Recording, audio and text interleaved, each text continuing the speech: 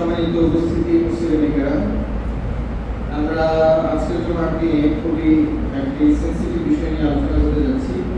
খুবই স্পষ্টতর একটি বিষয় এবং হিস্টোরিক্যালি অথবা ইসলামিক দিক থেকে আমাদের জানার জন্য খুবই গুরুত্বপূর্ণ, আর বর্তমান সময়ের জন্য বেশ প্রাসঙ্গিক।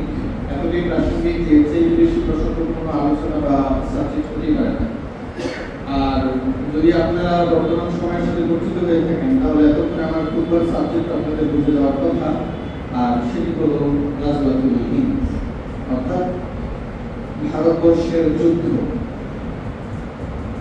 ভারতবর্ষের যুদ্ধ এটি বর্তমান সময়ের প্রেক্ষাপটের সাথেই কেবলমাত্র গুরুত্বপূর্ণ তা নয়।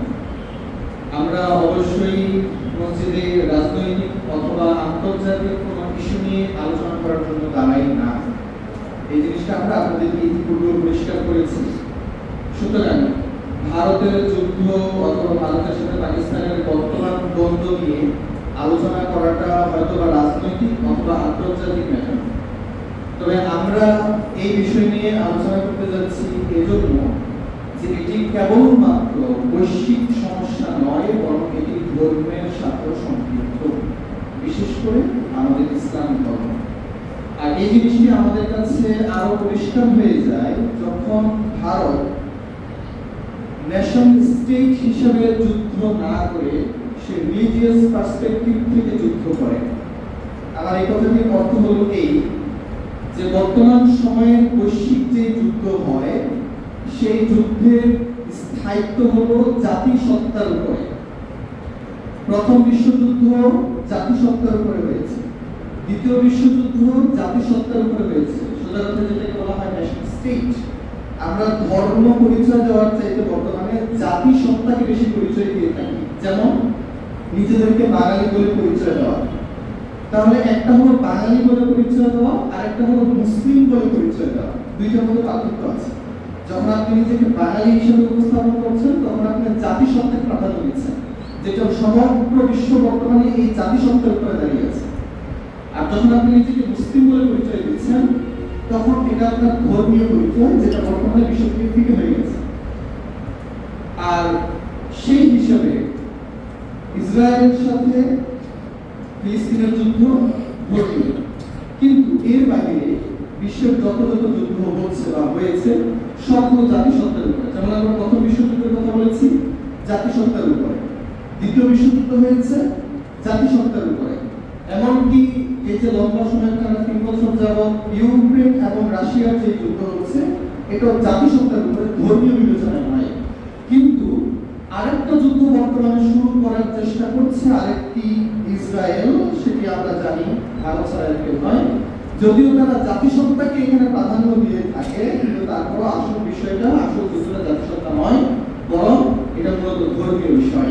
আর এটি আমাদের কাছে পরিষ্কার হয়ে যায় যখন তারা এয়ারবেসকে আক্রমণ না করে, যখন তারা পাকিস্তান মিলিটারির উপরে আক্রমণ না করে, তারা টার্গেট করে মসজিদগুলোকে, মাদ্রাসাগুলোকে, যে সকল প্রতিষ্ঠানে ছোট ছোট বাচ্চারা লেখাপড়া করে সেই বাচ্চাদের উপরে যখন তারা টার্গেট করে, এয়ারবেসকে টার্গেট না করে, কন্ট্রোলার মিশনারিকে টার্গেট না করে যখন তারা মসজিদের উপরে বোমা নিক্ষেপ করে, তখন আমাদের কাছে এটা আর অস্পষ্ট থাকে না যে তাদের যুদ্ধটা ন্যাশনাল স্টেট নয়, বরং তাদের যুদ্ধটা ধর্মীয় যুদ্ধ।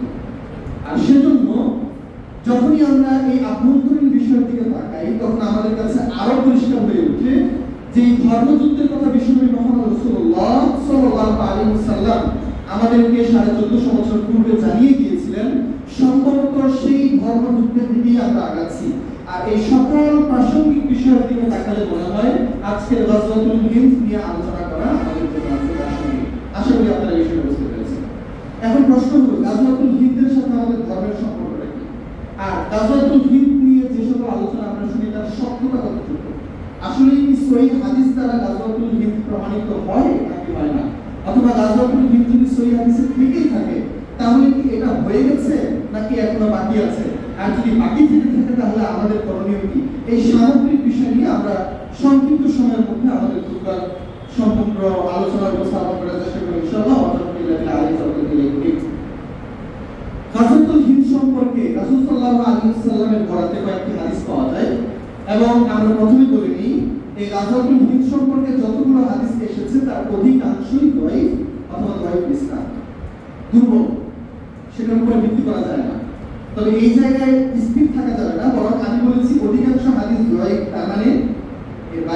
হাদিস আছে যেগুলো সহিহ। এই কথা বলার উদ্দেশ্য হলো এই যে একটা বিষয়কে প্রমাণ করার জন্য একটা সহিহ হাদিসই যথেষ্ট, একাধিক সহিহ হাদিসের প্রয়োজন নাই। একটা সহিহ হাদিস থাকলেই ওই বিষয়টাকে সত্য প্রমাণ করার জন্য যথেষ্ট। তো জয়ীফ হাদিস এটার ব্যাপারে আছে তার মানে এই নয় যে এই বিষয়টা ভ্রান্ত, বরং জয়ীফ হাদিসও আছে, তার পাশাপাশি সহিহ হাদিসও আছে। আর যখন একাধিক জয়ীফ হাদিস একত্রিত হয়ে যায়, ভিন্ন ভিন্ন কারণে যদি তারা জয়ীফ হয়ে থাকে, তাহলে এই জয়ীফ হাদিসগুলো একত্রিত হয়ে সেটাকে হাসান লিগাইরি বলে আখ্যায়িত করা হয়। এটা হলো আমাদের উসুল হাদিসের আলোচনা। এই আলোচনা একাডেমিক আলোচনা, আপনাদের মাঝে আলোচনা করার মতো সাবজেক্টটা নয়। তারপর বলছি যদি কেউ বুঝতে চান তাহলে তার জন্য সহজ হবে। তো এখান থেকে স্পষ্ট হয়ে যায় যে কিছু জয়ীফ হাদিস রয়েছে, এমনকি সহিহ হাদিস রয়েছে। আমরা সেই হাদিসগুলো আপনাদের সামনে অল্প কয়েকটা হাদিস আমাদের সময় সাপেক্ষে আমরা উল্লেখ করব ইনশাআল্লাহ। প্রথমত যে হাদিসের ব্যাপারে আমি বলবো সেটি হলো আবু হুরায়রা রাদিয়াল্লাহু তাআলা থেকে বর্ণিত। এবং গাজওয়াতুল হিন্দ নিয়ে যত হাদিস এসেছে তার অধিকাংশ হাদিসের বর্ণনাকারী আবু হুরায়রা রাদিয়াল্লাহু তাআলা। আরেকজন হলেন সাওবান রাদিয়াল্লাহু তাআলা। আমরা আবু হুরায়রা রাদিয়াল্লাহু তাআলার দিকে তাকালে দেখতে পাই তিনি বলছেন যে ওয়াদা রাসূলুল্লাহ সাল্লাল্লাহু আলাইহি ওয়াসাল্লাম, রাসূল সাল্লাল্লাহু আলাইহি ওয়াসাল্লাম আমাদেরকে গাজওয়াতুল হিন্দের ব্যাপারে ওয়াদা দিয়েছেন। তিনি আমাদেরকে প্রতিশ্রুতি দিয়েছেন যে মুসলিমদের সাথে ভারতের হিন্দুদের যুদ্ধ হবেই হবে। এ ব্যাপারে প্রতিশ্রুতি দিয়েছেন বিশ্বনবী মুহাম্মদ রাসূলুল্লাহ সাল্লাল্লাহু আলাইহি ওয়াসাল্লাম। এবার আবু হুরায়রা রাদিয়াল্লাহু তাআলা বলছেন যে আমি যদি বেঁচে থাকি, তাই বুঝতেছি যদি আমি ওই সময় থাকি তাহলে আমি অবশ্যই ওই দলের সাথে যুক্ত হব এবং আমি চাইবো যাতে করে আমি শাহাদাত বরণ করি। যদি আমি শাহাদাত বরণ করি, আকুল মিন খায়রি শাহাদা, সর্বশ্রেষ্ঠ শহীদদের একজন হব।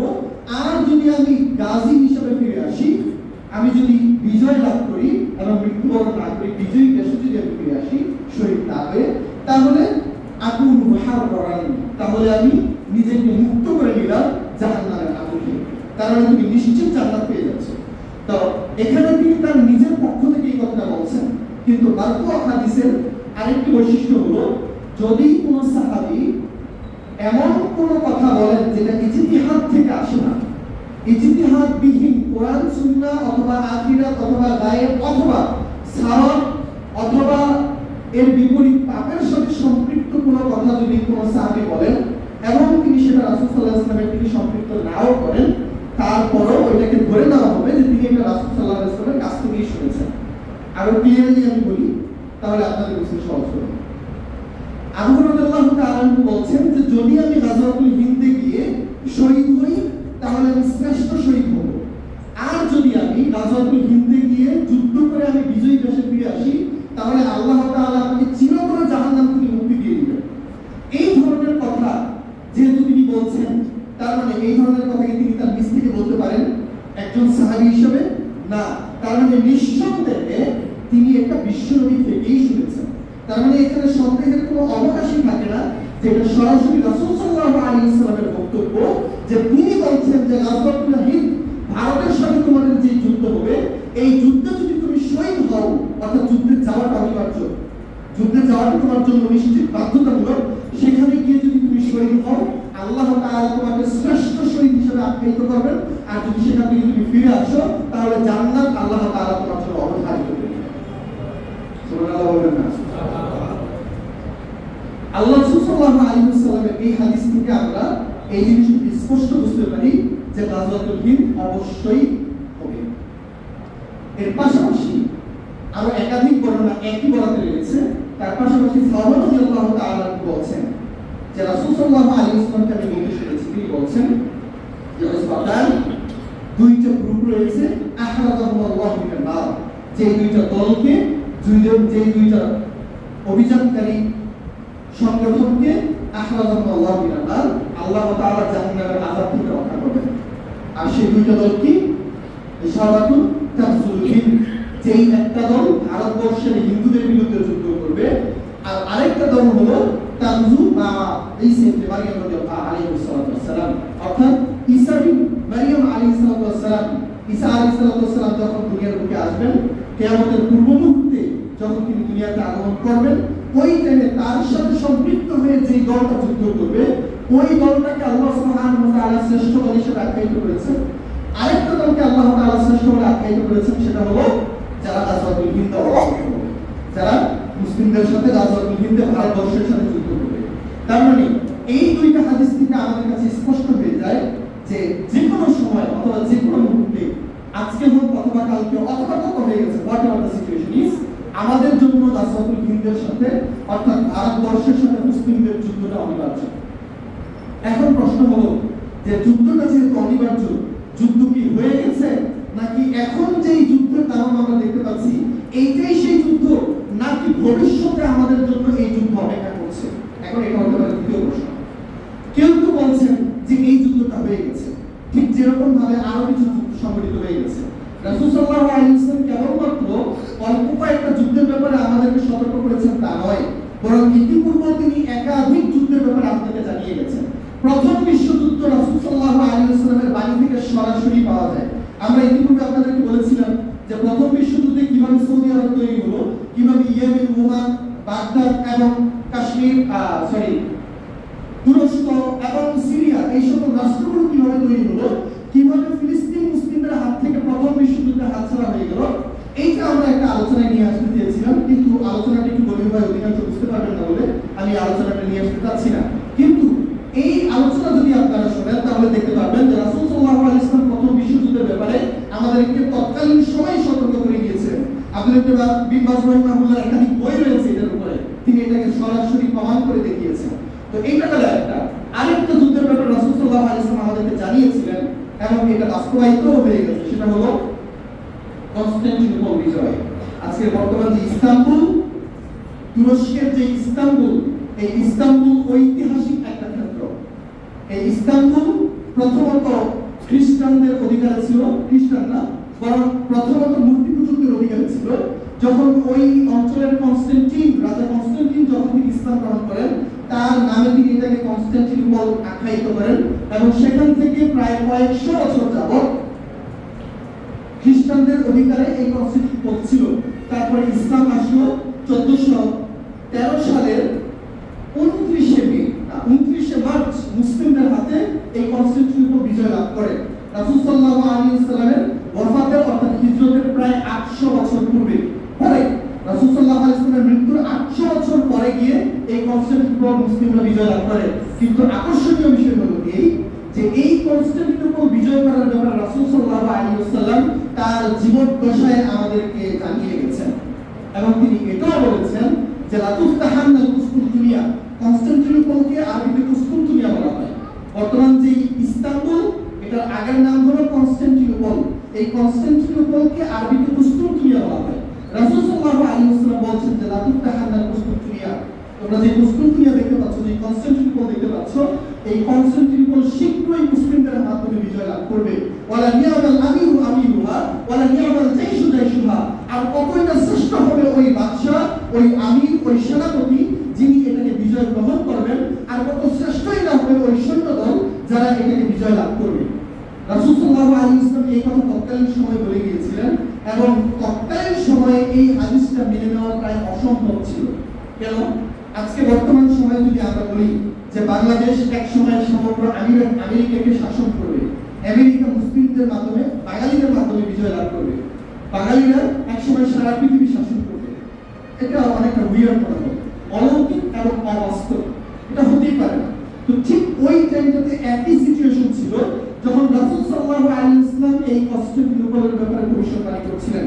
বরং যখন রাসূল সাল্লাল্লাহু আলাইহি ওয়াসাল্লামের সাথে বাইজেন্টাইন অর্থাৎ কনস্টান্টিনোপলের লোকদের সাথে, রাজার সাথে রাসূল সাল্লাল্লাহু আলাইহি ওয়াসাল্লামের প্রথম দ্বন্দ্ব শুরু হয়, তখন ইহুদিরা এবং তৎকালীন মুশরিকরা এইটা নিয়ে আনন্দ প্রকাশ করে যে মুসলমানরা আমাদের সাথে হয়তো যুদ্ধ করে 2-3টা জিতে যেতেও পারে, অথবা পারসিকদের সাথে যুদ্ধ করেও হয়তো 2-3টা জিতে যেতে পারে।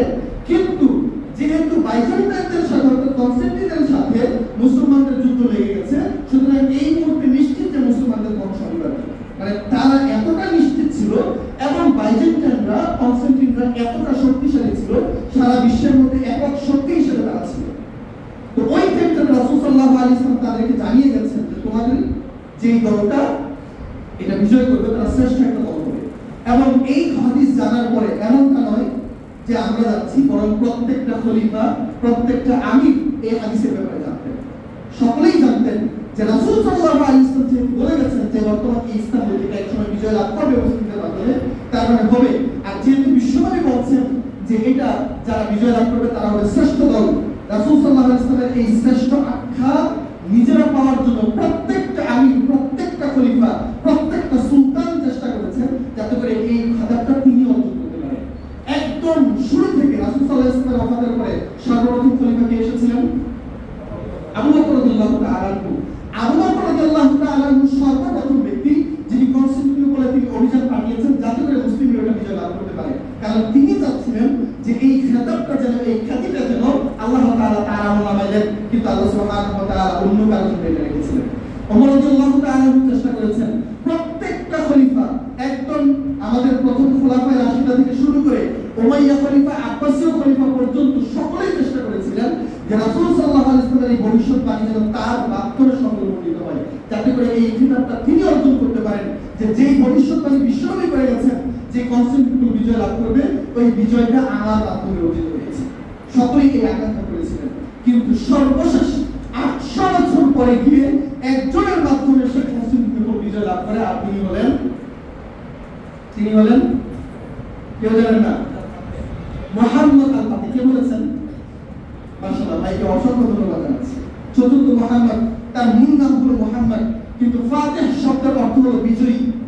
যেহেতু 800 বছরের টানা 800 বছরের ভবিষ্যৎবাণী এত বছর পরে গিয়ে এটা বাস্তবায়িত হয়েছে এই ব্যক্তির মাধ্যমে, তার মানে তিনি সত্যিকার অর্থেই বিজয়ী। এই জন্য সমগ্র মুসলিম জাহান তার নামের সাথে আরেকটা শব্দ যুক্ত করে দিয়েছে, ফাতিহ, অর্থাৎ হলো সত্যিকার অর্থে বিজয়ী। এই জন্য তাকে আমরা মুহাম্মদ আল ফাতিহ বলে আখ্যায়িত করে থাকি। বলছিলাম আমাদের আজকের টপিক এটা নয়, আমরা এটা নিয়ে এর আগেও সংক্ষিপ্ত আলোচনা করেছিলাম। আমরা বলছি যে রাসূল সাল্লাল্লাহু আলাইহি ওয়াসাল্লাম গাজওয়াতুল হিন্দের ব্যাপারে আমাদেরকে সতর্ক করেছেন। কেবলমাত্র এইটাই সেই যুদ্ধ নয় যেটার ব্যাপারে বিশ্বনবী আমাদেরকে সতর্ক করেছেন, বরং ইতিপূর্বে অসংখ্য যুদ্ধ গেছে যে রাসূল সাল্লাল্লাহু আলাইহি ওয়াসাল্লাম আজ থেকে 1450 বছর পূর্বেই আমাদেরকে জানিয়ে দিয়েছেন যে এরকমটা হবে। জাস্ট এটা কেবলমাত্র সময়ের অপেক্ষা। তাহলে কিছু যুদ্ধ আছে যে যুদ্ধ ইতিমধ্যে সম্পন্ন হয়ে গেছে, এবং কিছু যুদ্ধ আছে যে যুদ্ধগুলো এখনো হয়নি। এখন প্রশ্ন হলো গাজওয়াতুল হিন্দ কোনটার অন্তর্ভুক্ত? এটা কি হয়ে গেছে, নাকি এই মুহূর্তে হতে যাচ্ছে, নাকি ভবিষ্যতে কিয়ামতের পূর্বে ইমাম মাহদীর মাধ্যমে সম্পৃক্ত হবে, অথবা ইমাম মাহদী আসার আগে সম্পৃক্ত হবে? এই সময়টা কোনটা? এটা হলো আমাদের দ্বিতীয় প্রশ্ন। এইটা বলার আগে আরেকটা হাদিস বলে দিই। এখানে আরেকটা হাদিস রয়েছে রাসূল সাল্লাল্লাহু আলাইহি ওয়াসাল্লামের বরাতে বর্ণিত যে লা তাগজুল হিন্দ ওয়া সিন্দ, যে মুসলমানরা হিন্দ এবং সিন্ধ বিজয় করবে। কিছু কিছু উলামায়ে কেরাম মনে করেন যে গাজওয়াতুল হিন্দ সমাপ্ত হয়ে গেছে। 710 খ্রিস্টাব্দে মুহাম্মদ বিন কাসিমের নেতৃত্বে হাজ্জাজ বিন ইউসুফের মাধ্যমে প্রেরিত দল এই আমাদের ভারতবর্ষ বিজয় লাভ করেছে। সুতরাং গাজওয়াতুল হিন্দ সম্পন্ন হয়ে গেছে। কিন্তু তারা এই জায়গায় ভুল করেন। রাসূল সাল্লাল্লাহু আলাইহি ওয়াসাল্লাম দুইটা যুদ্ধের কথা একই জায়গায় বলেছেন। একটা হলো গাজওয়াতুল হিন্দ, আরেকটা হলো গাজওয়াতুল সিন্ধ, অর্থাৎ সিন্ধু প্রদেশ। ভারতের যে বর্তমান সিন্ধু প্রদেশ রয়েছে, পাকিস্তানের এই সিন্ধু প্রদেশের বিজয়ের কথা বিশ্বনবী বলেছেন, ভারতবর্ষের বিজয়ের কথা বিশ্বনবী সাল্লাল্লাহু আলাইহি ওয়াসাল্লাম বলেছেন। কিন্তু কিছু কিছু উলামায়ে কেরাম এই দুইটাকে একত্রে গুলিয়ে ফেলেন এবং মনে করেন যে 710 খ্রিস্টাব্দে মুহাম্মদ বিন কাসিমের মাধ্যমে যে বিজয় অর্জিত হয়েছে ওইটাই মনে হয় গাজওয়াতুল হিন্দ। না, বরং এটা হলো গাজওয়াতুল সিন্ধ, অর্থাৎ সিন্ধু বিজয়। এটার ঘটনা আরেকটা রয়েছে, এটা আমরা এই সংক্ষিপ্ত সময় আলোচনা করতে পারবো না, তারপরে সংক্ষিপ্তভাবে আপনাদেরকে জানিয়ে দিই যে তৎকালীন সময়ে ছিল রাজা দাহির। এই ভারতবর্ষের রাজা ছিল রাজা দাহির, এবং বাগদাদের সাথে তৎকালীন খলিফা ছিল হাজ্জাজ বিন ইউসুফ। হাজ্জাজের সাথে তৎকালীন বাগদাদের সাথে শ্রীলঙ্কার বাণিজ্যিক সম্পর্ক ছিল, এবং এই বাণিজ্যিক সম্পর্কের কারণে মুসলিমদের মধ্যে শ্রীলঙ্কা এবং বাগদাদের মুসলিমদের মধ্যে বৈবাহিক সম্পর্ক তৈরি হয় এবং একে অপরকে বিবাহ করে। তো শ্রীলঙ্কায় তৎকালীন সময়ে কিছু বাণিজ্যিক নেতা ছিলেন, তাদের মধ্যে যারা পুরুষ ছিলেন তারা মারা গেছেন, কেবলমাত্র নারী এবং সন্তান শক্তি বাকি ছিলেন। তো শ্রীলঙ্কান প্রধান মনে করলেন যে যেহেতু নারীরা বেঁচে আছেন, তাদের পুরুষরা বেঁচে নেই, তো আমরা নারীদেরকে আমরা আবার বাগদাদে পাঠিয়ে দিতে চাই। তো যে শিপমেন্ট ছিল জাহাজ, সেই জাহাজে করে মাল সামান সহ নারীদেরকে ওই জাহাজে করে তিনি পাঠিয়ে দেন। কিন্তু মাঝখানে রাজা দাহির, ভারতের তৎকালীন প্রধান বাদশাহ, সে এই জাহাজ করে নেয় এবং সকল সম্পত্তি দখল করে নেয়, আর তার পাশাপাশি মুসলিম মুসলিম নারীদেরকে অ্যাটাক করে ফেলে এবং আটক করে ফেলে। তখন বাগদাদ খলিফা হযরত ইউসুফ সেখানে রাজা দাইরের কাছে চিঠি পাঠায় যে আপনি আমাদের সম্পদ বাজেয়াপ্ত করেছেন ঠিক আছে, কিন্তু আমাদের মা বোনদেরকে আপনি পাঠিয়ে দেন। কিন্তু যখন সেটার ব্যাপারে অস্বীকার করে তখন এই গুটি কয়েক নারীকে রক্ষা করার জন্য হযরত ইউসুফ তার চাচাতো ভাই একজনকে এই সিন্ধু প্রদেশ বিজয় করার জন্য পাঠিয়ে দেন, আর তিনি মুহাম্মদ বিন কাসিম। আশ্চর্যজনক বিষয়, দুইটা শিক্ষা খুব সংক্ষেপে বলতেছি। নাম্বার 1, ইসলামে নারীর মর্যাদা কত, এবং নারীদেরকে মুক্ত করার জন্য একজন খলিফা বাগদাদ থেকে তার সমগ্র দল পাঠিয়ে দিয়েছেন, ঘনিষ্ঠ চাচাতো ভাইকে পাঠিয়ে দিয়েছেন এদেরকে যুদ্ধ করে মুক্ত করার জন্য এবং তার পাশাপাশি এই অঞ্চলকে বিজয় করার জন্য, এবং এইটার মাধ্যমে সূচনা শুরু হয়। দ্বিতীয় নম্বর হলো মুহাম্মদ বিন কাসিম যখন এটাকে বিজয় লাভ করেন তখন তার বয়স কত ছিল? কেউ বলেন 17, কেউ বলেন 19। আচ্ছা, একাধিক বর্ণনা রয়েছে, 17 বলা আছে অনেক জায়গায়, কেউ 19 বছর বলেছেন, 18 আছে, কিন্তু বয়স ছিল খুব অল্প। এটার ব্যাপারে কোনো মত নেই, তিনি যুবক ছিলেন। আমরা আজ অধিকাংশ মানুষ মুরব্বী হয়ে গেছি, ইসলামে আমার অবদান সামান্য নেই, খুবই নগণ্য, অথবা বলতেও পারবো না, অথবা ইসলাম থেকে আমি জাস্ট নিয়েছি, কিছু দিতে পারি। কিন্তু তার বিপরীতে আমাদের তৎকালীন পূর্বপুরুষরা কেমন ছিল? অল্প বয়সের ব্যক্তি সমগ্র জাহান, সমগ্র ভারতবর্ষ তিনি বিজয় লাভ করেছেন। এবং এখানে আরেকটা ইন্টারেস্টিং বিষয় হলো রাসূল সাল্লাল্লাহু আলাইহি ওয়াসাল্লামের একটা মহানুভবতার কারণে আজকে আমরা ভারতবর্ষের মানুষ মুসলিম, একটা মহানুভবতার কারণে। আর সেটা হলো রাসূল সাল্লাল্লাহু আলাইহি ওয়াসাল্লাম যখন তায়েফে ইসলাম প্রচার করতে গিয়েছিলেন, সেই তায়েফে ইসলাম প্রচার করার টাইমে রাসূল সাল্লাল্লাহু আলাইহি ওয়াসাল্লামের উপর কি পরিমাণ অত্যাচার এবং নির্মমতা চালানো হয়েছে এটা আপনাদের জানার কথা, যদি আপনারা ইসলামের ইতিহাস সামান্যতম জেনে থাকেন। তিনি তাদের কাছে ইসলাম প্রচার করতে গিয়েছেন, তারা এমন ভাবে তাকে ট্রিট করেছে, এমন পরিমাণে তাকে ক্ষতবিক্ষত করেছে যে রাসূল সাল্লাল্লাহু আলাইহি ওয়াসাল্লামের সমগ্র শরীর থেকে রক্ত ঝরছিল। এক পর্যায়ে তার মাথাতে এমন ভাবে আক্রমণ করা হয় যে তিনি একটা গাছের নিচে পড়ে যান সেন্সলেসলি, তার পায়ের জুতা রক্তের কারণে তার গায়ের সাথে লেগে গিয়েছিল। রাসূল সাল্লাল্লাহু আলাইহি ওয়াসাল্লামের এই কঠিন পরিস্থিতি দেখে আল্লাহ সুবহানাহু ওয়া তাআলা জিবরীলকে পাঠিয়ে দিলেন যে আপনি যান, আমি আপনাকে অনুমতি দিয়ে দিলাম যে আপনি এর সম্পূর্ণ তায়েফ বাসীকে ধ্বংস করে দিবেন, জাস্ট মুহাম্মদের কাছ থেকে কোনো কিছু নিয়ে যান। রাসূল সাল্লাল্লাহু আলাইহি ওয়াসাল্লাম এদের ব্যাপারে বদয়া করেছিলেন না। আমরা সম্ভবত এই আলোচনা করেছি, কিন্তু আজকে আবার পুনরায় স্মরণ করে দিচ্ছি। রাসূল সাল্লাল্লাহু আলাইহি ওয়াসাল্লাম তাদের ব্যাপারে বদয়া করেননি। রাসূল সাল্লাল্লাহু আলাইহি ওয়াসাল্লাম আবার জিবরীল আলাইহিস সালামকে পাঠিয়ে দিলেন যে না, আমি আমার জাতির ধ্বংস কামনা করতে পারি না, এবং যদি আল্লাহ সুবহানাহু ওয়া তাআলা বিশ্বনবী সাল্লাল্লাহু আলাইহি ওয়াসাল্লামের মাধ্যমে এটা করেই ফেলতেন, যদি রাসূল সাল্লাল্লাহু আলাইহি ওয়াসাল্লাম রাজি হয়েই যেতেন যে এদেরকে ধ্বংস করে দেওয়া হোক, হয়তোবা আজকে বর্তমান সময়ে আমরা উপনীত হতে পারতাম না যেখানে ভারতবর্ষের আজকে এতগুলো মানুষ মুসলিম। কেন বলছি? এর কারণ হলো যে বংশ আল্লাহ সুবহানাহু ওয়া তাআলা ধ্বংস করে দেওয়ার জন্য, যে তায়েফের বাসীকে আল্লাহ তাআলা রেসিডেন্টদেরকে ধ্বংস করে দেওয়ার জন্য পাঠিয়েছিলেন, এই বাসীকে ধ্বংস না করার কারণেই ওই বংশ থেকেই একজন সন্তান জন্মগ্রহণ করেছিলেন, আর তিনি ভারতবর্ষের বিজয়ের সূচনা করেছেন, আর সেই লোকটাই হলো মুহাম্মদ কাসিম। মুহাম্মদের বাবা কাসিমকেই যদি আল্লাহ সুবহানাহু ওয়া তাআলা তখন চাইতেন তাহলে ধ্বংস করে দিতেন, তাহলে হয়তো আজকে এই মুহাম্মদ বিন কাসিম আসতো না, আগে ভারতবর্ষের বিজয়ের সূচনাও আমাদের এই দেশে হতো না। আল্লাহ রাসূল সাল্লাল্লাহু আলাইহি ওয়াসাল্লাম আলোচনা বন্দি চলে যাচ্ছে, আমরা ফিরে আমাদের আলোচনা করতে চাই। এখানে অনেক আলোচনা রয়েছে, যে ইতিহাস বলছি একাধারে আলোচনা করলেও শেষ করা যায় না, আমরা জাস্ট সংক্ষিপ্ত ক্লাস দিয়ে যাচ্ছি আপনাদেরকে। তো বলছিলাম যে এই হলো আমাদের সিন্ধু বিজয়, এই সিন্ধু বিজয়ের মাধ্যমে ভারতবর্ষের বিজয়ের সূচনা শুরু হয়। তো এই সিন্ধু বিজয় হলো একটা, যেটার ব্যাপারে রাসূল সাল্লাল্লাহু আলাইহি ওয়াসাল্লাম আমাদেরকে ভবিষ্যৎবাণী করে গিয়েছিলেন। এই একই সময়ে অন্যান্য অঞ্চল বিজয় লাভ করা হয়েছিল, অন্যান্য অঞ্চল মুসলিমরা বিজয় লাভ করেছেন। ঠিক একই টাইমে চীনের ককেশাস অঞ্চল বিজয় লাভ করা হয়েছে, চীন বিজয় করা হয়েছে চীনের একটা অংশ, তার পাশাপাশি ইউরোপের সিসিলি বিজয় লাভ করা হয়েছে, ফ্রান্সের একাংশ বিজয় লাভ করা হয়েছে, ঠিক তার পাশাপাশি আবার স্পেন এবং পর্তুগালের একাংশ বিজয় লাভ করেছিলেন মুসলিমরা একই শতাব্দীতে।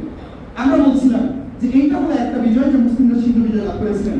তাহলে সিন্ধু বিজয় আর ভারতবর্ষের বিজয়, এই দুইটার মধ্যে দুইটা পার্থক্য আছে। রাসূল সাল্লাল্লাহু আলাইহি ওয়াসাল্লাম দুইটা বিজয়ের কথা বলেছেন একই হাদিসে, একটা হলো সিন্ধু বিজয় আর একটা হলো ভারতবর্ষের বিজয়। তাহলে সিন্ধু বিজয় সম্পূর্ণ হয়ে গেছে, আমরা এখান থেকে স্পষ্টভাবে বুঝতে পারি তাহলে যেই বিজয়টা এখনো হয়নি সেটা ভারতবর্ষের।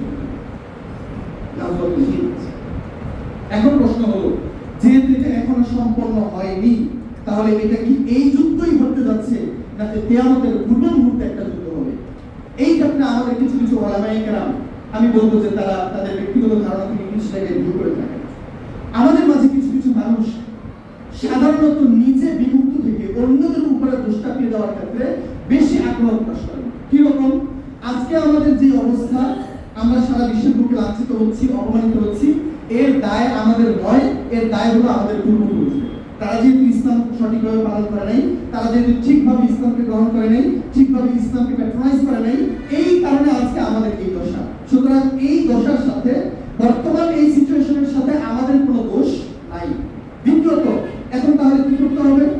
আমাদেরকে শ্রম দিতে হবে না, আমাদের এই মুহূর্তে শ্রম দিয়েও লাভ নেই।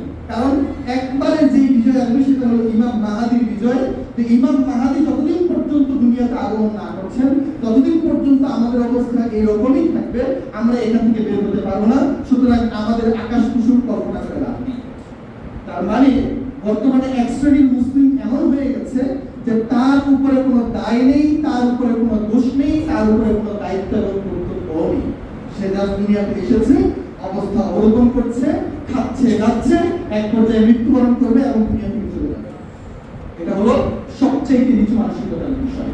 আর যদি আপনি সত্যিকার অর্থে মুসলিম হয়ে থাকেন, তাহলে একজন প্রকৃত মুসলিমের কাজ হলো সে ভবিষ্যতের দিকেও তাকিয়ে থাকবে না, সে অতীতের পিছনেও দোষ চাপিয়ে দিবে না, বরং তার যে বর্তমান আছে, এই বর্তমানকে সে সর্বোচ্চ ব্যবহার করার চেষ্টা করবে। আমরা এই সময় আপনাদেরকে জানিয়েছিলাম, কিয়ামতের লম্বা আলোচনা আমরা করেছি। সেখানে আপনাদের কাছে একটা বিষয় উল্লেখ করেছিলাম যে কিয়ামত যতদিন পর্যন্ত সংঘটিত না হচ্ছে, ততদিন পর্যন্ত কি কেবলমাত্র আমরা অপেক্ষাই করে যাব? কেবলমাত্র আমরা দেখতেই থাকবো যে কবে গাজওয়াতুল হিন্দ হবে, কবে ইমাম মাহদী আসবেন, আসার পরে আমরা তার সাথে সম্পৃক্ত হব, তার আগে আমাদের কিছুই করার নেই? আমরা কি কেবলমাত্র অপেক্ষা করবো? না, বরং আজকের যে সিচুয়েশন, আজকের যে অবস্থা, তার চাইতে মারাত্মক অবস্থায় মুসলিমরা পড়েছে। তার মধ্যে একটা ছিল 1258 সালের বাগদাদ বিজয়, দ্বিতীয় ছিল প্রথম বিশ্বযুদ্ধ। বাগদাদের বিজয়ের পরে সমগ্র বিশ্বের সমগ্র ওলামায়ে কেরাম ফতোয়া দিয়েছিলেন যে কিয়ামত সংঘটিত হয়ে গেছে। কারণ পৃথিবীর বুকে আর এই পরিমাণ মুসলমান বাকি নেই যে ভবিষ্যতে আবার তারা দাঁড়াতে পারবে। সুতরাং এটা নিঃসন্দেহে সত্য যে বিশ্ব থেকে ইসলাম মুছে গেছে, ইসলাম বিলীন হয়ে গেছে। অধিকাংশ ওলামায়ে কেরাম ফতোয়া দিয়েছেন যে যারা মঙ্গোলীয়রা মুসলিমদেরকে ধ্বংস করেছে তারা হলো ইয়াজুজ মাজুজ, সুতরাং পৃথিবী ধ্বংস হয়ে গেছে। তাহলে ওই টাইমটাতে 4 মিলিয়ন অর্থাৎ 4 কোটি মানুষকে, 4 কোটি মুসলমানকে তৎকালীন সময় হত্যা করা হয়েছে। তাহলে বিশ্বের মুসলমান বাকি থাকে কয়জন? এইরকম সিচুয়েশন মুসলিমদের উপর দিয়ে গিয়েছে, কিন্তু তারপরে মুসলিমরা ঘুরে দাঁড়িয়েছে এবং এমনভাবে ঘুরে দাঁড়িয়েছে যে কনস্টান্টিনোপল বিজয়ের কথা আমরা প্রথম বলেছি, এই মুসলমানরা এইভাবে ধ্বংসযজ্ঞে লিপ্ত হওয়ার পরেই তার 200 বছরের মাথায় আবার তারা কনস্টান্টিনোপল বিজয় করেছে। অর্থাৎ সারা বিশ্বের বুকে তৎকালীন সময় তারা সবচেয়ে বড় শ্রেষ্ঠ পাওয়ার। বর্তমানে আপনারা যাদেরকে দেখতে পাচ্ছেন, আমেরিকা অথবা রাশিয়া অথবা চীন, এরা মনোপলাইজ করার চেষ্টা করছে, কিন্তু এককভাবে বিশ্বের ক্ষমতা কারো হাতে নেই। কিন্তু মুসলিমরা এমন একটা সময় পার করেছে, লম্বা একটা টাইম, যখন সারা বিশ্বের একক ক্ষমতা মুসলিমদের হাতে ছিল। আমরা বলছিলাম, সুতরাং দ্বিতীয় একটা অবস্থা হলো প্রথম বিশ্বযুদ্ধের টাইমে। প্রথম বিশ্বযুদ্ধে মুসলিমদের সবচাইতে বড় বড় ক্ষেত্রগুলোকে ধ্বংস করা হয়েছে।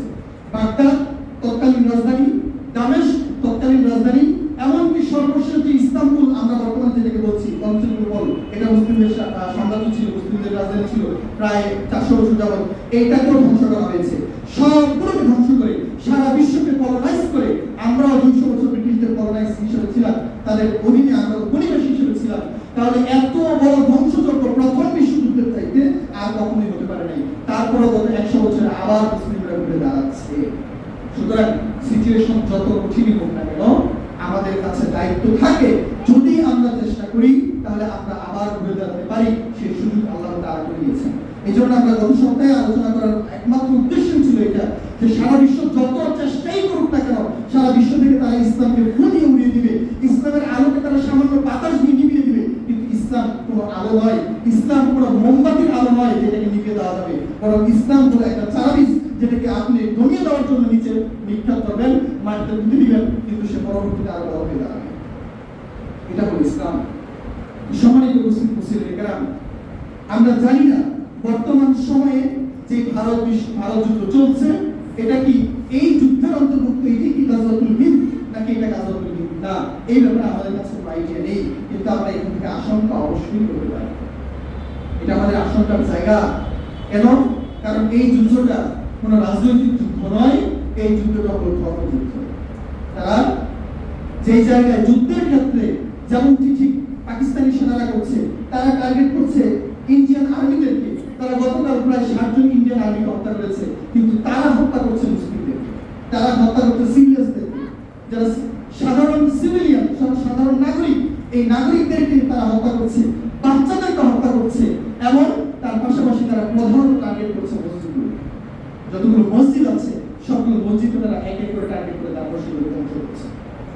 এই জায়গা থেকে আমাদের কাছে বিষয়টা ক্লিয়ার, আমাদের কাছে স্পষ্ট যে যুদ্ধটা কেবলমাত্র ভারত পাকিস্তানের ভিতরে সীমাবদ্ধ নয়, বরং যুদ্ধটা উগ্রবাদী হিন্দু এবং মুসলিমদের মাঝে বিদ্যমান। সেই হিসাবে যদি পাকিস্তান এখান থেকে ধ্বংস হয়ে যায়, যদি পাকিস্তানের উপরে আক্রমণ হয়, তাহলে মূলত পাকিস্তানের উপরে আক্রমণ হচ্ছে না, সমগ্র মুসলিম জাহানের উপরেই আক্রমণটা হচ্ছে। আর সেই ক্ষেত্রে সবচেয়ে বেশি রেড অ্যালার্টের উপরে থাকে বাংলাদেশের মুসলিম জাতি। আপনারা দেখতে পাবেন আজকে বর্তমানে ভারত পাকিস্তানের যুদ্ধের ক্ষেত্রে বাংলাদেশের মধ্যে কেবলমাত্র 2টা শ্রেণী ভারতকে সমর্থন দিচ্ছে। আপনি অবাক হবেন, আপনার দেশেও যারা বসবাস করছে, আপনার দেশে যারা থাকছে, বর্তমানে আপনার দেশ ভারতের কারণে উদ্বিগ্নের উপরে আছে, তারা আশঙ্কা আছে, আমরা আমাদের জীবন নিয়ে নিরাপত্তাহীনতায় ভুগছি। কিন্তু তারপরেও ভারতের এই পূর্ণ ধ্বংসযজ্ঞের পরেও, ভারত বাংলাদেশকে এত বছর যাবৎ কলোনি হিসেবে ব্যবহার করার পরেও বাংলাদেশেরই একটা দল ভারতকে এখন পর্যন্ত সাপোর্ট করে আসে, আর সেটা হলো বাংলাদেশের হিন্দু সম্প্রদায়। যদি এটা রাজনৈতিক যুদ্ধ হতো, তাহলে আমরা দেখতাম যে জাতি হিসেবে কখনোই বাংলাদেশের বাঙালি হিন্দুরা তাদেরকে সাপোর্ট করতে পারতো না। কিন্তু যখন আমরা দেখি যে বাংলাদেশের হিন্দুরা ইন্ডিয়াকে সাপোর্ট করে, বাংলাদেশকে ধ্বংস করার ব্যাপারে তারা আরো বেশি উদ্বিগ্ন হয়ে থাকে, বাংলাদেশকে কলোনি বানানোর জন্য তারা আরো বেশি চেষ্টা করে থাকে, তখন আমাদের কাছে সন্দেহের তৈরি অবশ্যই হয় যে আসলে এটা রাজনৈতিক যুদ্ধ নয়, এটি ধর্মযুদ্ধ। আরেকটা শ্রেণী যারা ভারতের পক্ষে বর্তমানে সর্বোচ্চ চেষ্টা করছে, বরং ভারতের সাথে বাংলাদেশের যুদ্ধ বাজানোর জন্য চেষ্টা করছে, সেটা শুনলে আপনাদের অনেকের গায়ে আগুন লেগে যেতে পারে, কিন্তু তারপর আমাকে বলতেই হবে ধর্মের খাতিরে, আর সেটা হলো বাংলাদেশের আওয়ামী লীগ। আমি প্রথমেই বলেছি খুতবার শুরুতে যে আমার এখানে রাজনৈতিক আলোচনা করার কোনো উদ্দেশ্য নেই, আমি ধর্মীয় আলোচনা করতে এসেছি। তার মানে আমি যদি এখানে আওয়ামী লীগের ব্যাপারে বলি, তাহলে আমি রাজনৈতিক জায়গা থেকে বলছি না, আমি ধর্মীয় দৃষ্টিকোণ থেকে বলছি। খুব সহজ একটা উদাহরণ আপনাদেরকে দেই। আওয়ামী লীগের গত 15 বছরে তারা সবচেয়ে বেশি অত্যাচার এবং নির্যাতন কাদের উপরে করেছে। আওয়ামী লীগ একটা রাজনৈতিক দল, সুতরাং সে রাজনৈতিক ভাবে যদি টিকে থাকতে চায়, তার অত্যাচার করার কথা রাজনৈতিক দলের উপরে। সুতরাং সেই হিসেবে আওয়ামী লীগের সবচেয়ে বেশি বিপরীত পার্টি হলো বিএনপি। সে যদি সবচেয়ে বেশি অত্যাচার করে থাকে, যদি গুম খুনের শিকার হয়ে থাকে, তাহলে সবচেয়ে বেশি বিএনপি হওয়ার কথা। কিন্তু বিএনপি অত্যাচারিত হয়েছে সত্য, গুম খুনের শিকার হয়েছে সত্য, তারা নির্যাতনের শিকার হয়েছে সত্য, আমি অস্বীকার করছি না।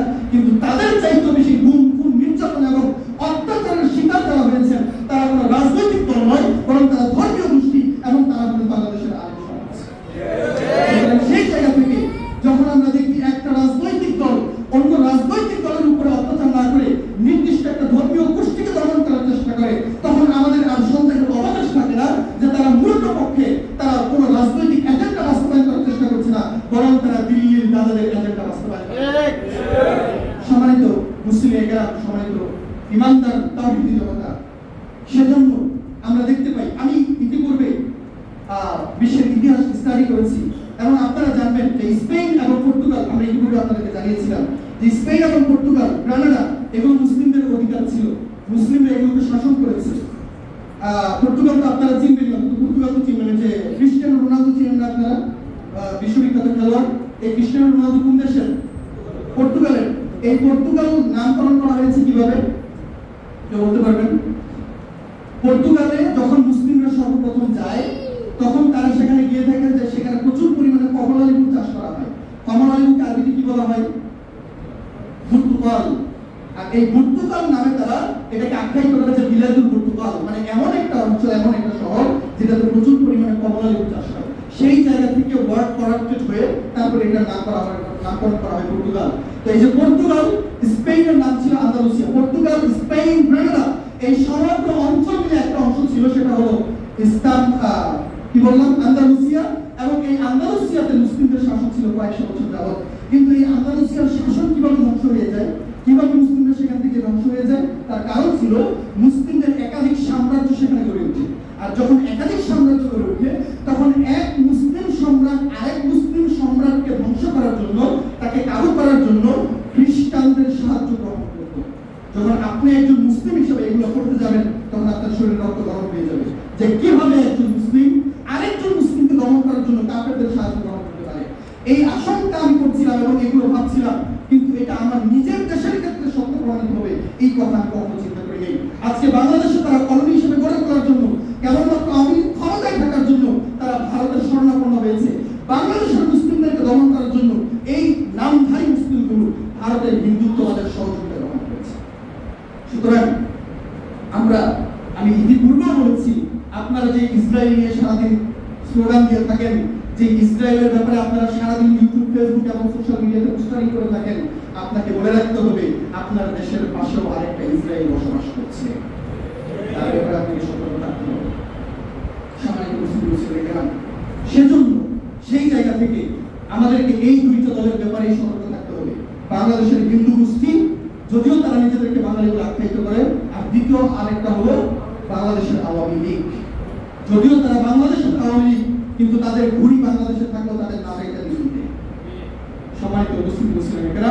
সেজন্য আমি আমার জায়গা থেকে এইটুকুই বলতে চাই যে আমাদেরকে এই ব্যাপারে সতর্ক থাকতে হবে। আপনি একজন ইমানদার হিসেবে, আমি ইতিপূর্বে আপনাদেরকে বলেছি, যখন আমি আওয়ামী লীগ করি, যখন ইসলাম বিদ্বেষী আওয়ামী লীগ করি, তখন আমি গ্রামের আওয়ামী লীগের সাথে আন্তর্জাতিক অথবা জাতীয় আওয়ামী লীগকে আমি মিলাই না। কারণ আমি জাতিগতভাবে বাংলাদেশের রাজনীতির একদম মাঝখান থেকে, একদম চূড়ান্ত জায়গা থেকে আমি রাজনীতি দেখে এসেছি। সেই জায়গার রাজনীতির মানুষের চিন্তা ভাবনা, সেই আওয়ামী লীগ এবং গ্রামের মানুষের আওয়ামী লীগের মধ্যে পার্থক্য আছে। গ্রামের মানুষ এগুলো শুনলে হয়তো রাগ করবেন, কারণ গ্রামের আওয়ামী লীগটা জাস্ট রাজনীতি করার জন্য আওয়ামী লীগ করেন। তারা যে ধর্ম বিদ্বেষী, ইসলাম বিদ্বেষী, তারা অনেকে জানেনি না। তো আমি সকল আওয়ামী লীগকে এক পাল্লায় রাখতে চাই না, কিন্তু যে প্রধান আওয়ামী লীগ যারা বাংলাদেশকে লিড দিয়েছে, তাদের সবচাইতে বড় একটা অংশই বাংলাদেশের মুসলিমকে ডমিনেট করার জন্য ভারতের সহযোগিতা গ্রহণ করেছে এবং এখন করে আসছে। এবং সেটার ব্যাপারে সর্বোচ্চ প্রমাণ আপনারা ইতিপূর্বে দেখেছেন। আমি আমার খুববার আলোচনা আলাদা করতে চাচ্ছি না, কিন্তু ইতিপূর্বে আপনারা দেখেছেন আমি আমার ব্যক্তিগত জায়গা থেকে আমি কখনোই রাজনৈতিক দলের সাথে সম্পৃক্ত হতে চাইনি এবং এখনো হতে চাচ্ছি না। আমি আজ পর্যন্ত যত এই অভ্যুত্থানকে কেন্দ্র করে আমার যত কার্যক্রম ছিল, প্রত্যেকটা কার্যক্রম ছিল আমার ধর্মীয় জায়গায় কেন্দ্র করে। আপনারা ইতিপূর্বে আমার কোরআন তেলাওয়াত দেখেছেন, এই জন্য আমি অনেকের কাছে সমালোচনার শিকার হয়েছি যে কামরুল হুজুর না ভাই রাজনীতির সাথে সম্পৃক্ত হয়ে গেছে, কেউ মনে করেছেন আমাকে শিবির। কিন্তু যখন আপনারা দেখেছেন একটা অংশ যখন দেখবো যে আমি শিবিরেরও বিরোধিতা করছি, তখন তারা বুঝতে পারছেন যে না, তাহলে কামরুল ভাই হয়তো শিবির হবে না। তো আমি এই জায়গা থেকে বলতে চাই, আমার রাজনৈতিক জায়গা থেকে যত কার্যকলাপ আমি করেছি বা এখন পর্যন্ত করে যাচ্ছি, সেটা আমার রাজনৈতিক উদ্দেশ্য নয়, এবং আমার রাজনৈতিক উদ্দেশ্য। যেহেতু আমার রাজনীতি করার উদ্দেশ্যই নেই, ইচ্ছাই নেই, সুতরাং আমার কোনো প্রয়োজন নেই কোনো রাজনৈতিক দলের ব্যাপারে আলোচনা করার। বিএনপি নিয়ে আমি আলোচনা করি না, আমি অন্য কোনো দল নিয়ে আলোচনা করি না, ইতিপূর্বে আমি আওয়ামী লীগ নিয়ে আলোচনা করি নাই। কিন্তু যখন কোনো রাজনৈতিক দল অন্য কোনো এজেন্ডা বাস্তবায়ন করার জন্য ধর্মের বিরোধিতা করতে যাবে, তখন আমি কামরুল হাসান অবশ্যই আমার গলাকে উঁচু করবো। এবং সেজন্য অন্য কোনো মানুষ যদি আমার বিরোধিতা করে, আই উইল নেভার কেয়ার, আমি কখনোই এই জিনিসগুলোকে কেয়ার করবো না।